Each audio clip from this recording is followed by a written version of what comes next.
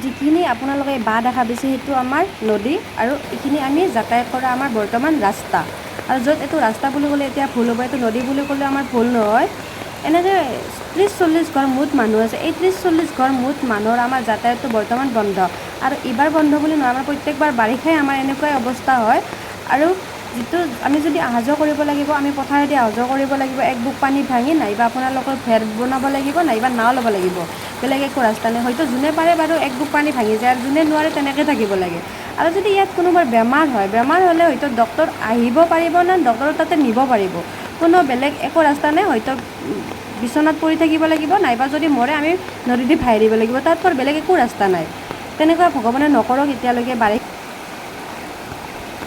ই এটা ভাঙা, আৰু আপোনাৰ যিমান দূৰ আগবাঢ়ি যাই থাকিব তেতিয়ালৈকে আমাৰ ৰাস্তাটোত 5-6টা মানে মুঠ ভাঙা দেখা পাব। হয়তো মানুহৰ ঘৰৰ সন্মুখে ভাঙাই। কিন্তু বিজেপি চৰকাৰে বহুত কিবা কিবি কাম কৰিছে, আমিও দেখিছোঁ, সকলোৱে দেখিছে, বহুত ভাল ভাল কাম কৰিছে। কিন্তু আমাৰ এই ৰাস্তাটো যে এতিয়ালৈকে চকুত পৰা নাই, মানে ভাবিলে আচৰিত লাগে। হয়তো এই 2012 চনৰ পৰা এইটো ভাঙা, কিন্তু তেতিয়াৰ পৰা আমাৰ এনেকৈয়ে আছে। আৰু এতিয়া এনেকৈ পাৰ হ'ব নোৱাৰি, এক বুক পানী হয়, কোনো সেইটো পাৰৰ মানুহ ইটো পাৰে আহিব নোৱাৰে, এইটো পাৰৰ মানুহ সেইটো পাৰে যাব নোৱাৰে। তেনেকুৱা অৱস্থা বাৰে বাৰে হয়।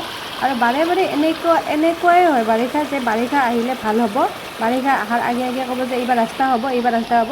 কিন্তু প্ৰত্যেকবাৰ বাৰিষাই গুচি যায়, কিন্তু এতিয়ালৈকে একো দেখা পোৱা নাযায়।